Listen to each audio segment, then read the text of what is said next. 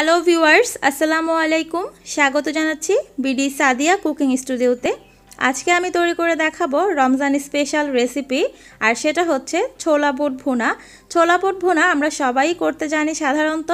হোটেলে কিভাবে তৈরি করে সেই রেসিপিটাই আমি আজকে আপনাদের সাথে শেয়ার করছি। আশা করছি হোটেল স্টাইলে ছোলা বুট ভুনা রেসিপিটি আপনাদের ভীষণ ভালো লাগবে। রেসিপি ভালো লাগলে প্লিজ সবাই আমার চ্যানেলটি সাবস্ক্রাইব করে পাশে থাকা বেল আইকনটি ক্লিক করে রাখুন, এতে করে আমার পরবর্তী রেসিপির আপডেট সবার আগে পেয়ে যাবেন। আশা করছি অবশ্যই আপনারা ভিডিওটি ফ্রেন্ড অ্যান্ড ফ্যামিলির সাথে শেয়ার করবেন। তাহলে ভিউয়ার্স, চলুন দেখে নিচ্ছি বুট ভুনা রেসিপি।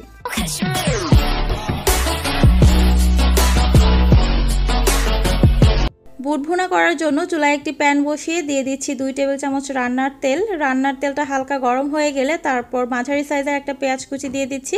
পেঁয়াজ কুচিটা দিয়ে পেঁয়াজটাকে আমি হালকা করে ভেজে নিচ্ছি।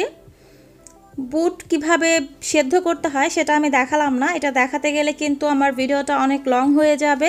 সাধারণত সারা রাত বুটটাকে আপনারা ভিজিয়ে রাখবেন, তারপর সকালবেলা বুটটাকে বেশি করে পানি দিয়ে সাথে অল্প পরিমাণ লবণ দিয়ে বুটটাকে সেদ্ধ করে নেবেন। খুবই সিম্পল। পেঁয়াজটা যখন হালকা ভাজা হয়ে গেছে দিয়ে দিচ্ছি 2টো এলাচ, 2টো লবঙ্গ, 2টো গোলমরিচ আর 2 টুকরো দারচিনি। এবার এই গোটা মশলাগুলোকে একটু হালকা করে ভেজে নিচ্ছি, এতে করে কিন্তু খুব সুন্দর একটা অ্যারোমা আসবে।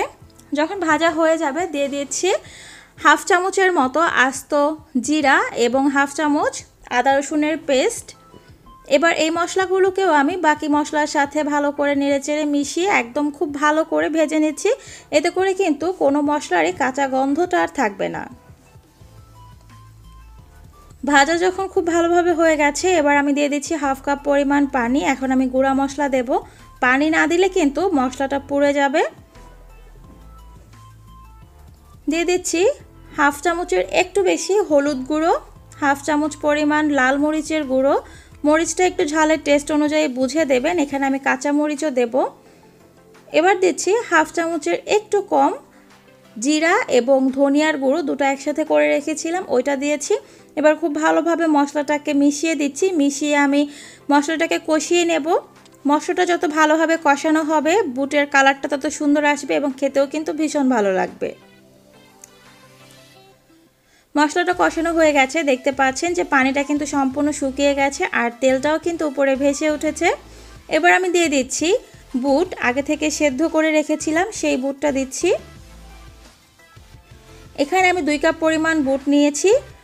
আর দিচ্ছি কাঁচামরিচ মাঝখান থেকে চিড়ে, আমি একটু ঝাল বেশি পছন্দ করি তাই একটুখানি কাঁচামরিচটা বেশি দিলাম।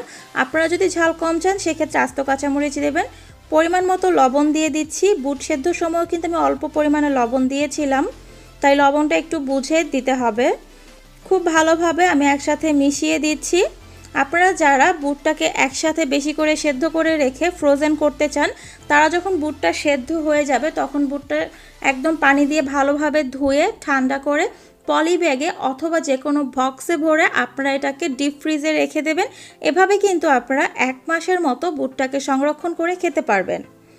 বুটটা যখন খুব ভালোভাবে ভাজা হয়ে গেছে দেখতে পাচ্ছেন, এবার আমি দিয়ে দিচ্ছি 1/2 কাপ পরিমাণ পানি। খুব বেশি একটা পানি দেব না, কারণ বুটটাও আগে থেকে সেদ্ধ এবং মশলাটাও খুব ভালোভাবে কষানো।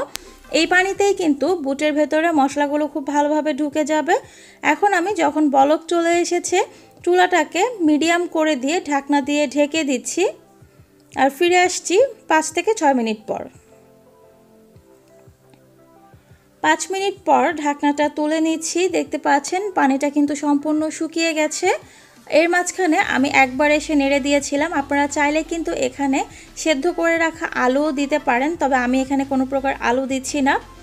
বুটের ভেতরে কিন্তু মশলা খুব ভালোভাবে ঢুকেছে আর এই পর্যায়ে এসে একটু লবণটা চেক করে দেখবেন। এখন আমি 1/2 চামচের মতো টালা জিরার গুঁড়া দিয়ে দিচ্ছি। জিরার গুঁড়া দিয়ে আবারও খুব ভালোভাবে নেড়ে নিচ্ছি। আপনারা চাইলে ধনেপাতা কুচি দিতে পারেন, তবে আমি জিরার গুঁড়া দিয়েছি। তৈরি হয়ে গেছে হোটেল স্টাইলে ছোলা বুট ভুনা। এই ছোলা বুটটা কিন্তু খেতে ভীষণ ভালো লাগে আর তৈরি করা তো কতটা সহজ সেটা আপনারা দেখলেনই। আশা করছি আমার আজকের রেসিপিটি আপনাদের ভীষণ ভালো লেগেছে। রেসিপি ভালো লাগলে চ্যানেলটি সাবস্ক্রাইব করতে ভুলে যাবেন না, আর অবশ্যই ভিডিওটিতে একটি লাইক দিন। প্রিয়জনদের সাথে শেয়ার করতেও কিন্তু একদমই ভুলে যাবেন না। আমার আরেকটি ইউটিউব চ্যানেল আছে যেখানে বিভিন্ন রকম ডেজার্ট, ড্রিঙ্কস, স্ন্যাক্সের অনেক ইউনিক রেসিপি শেয়ার করে থাকি।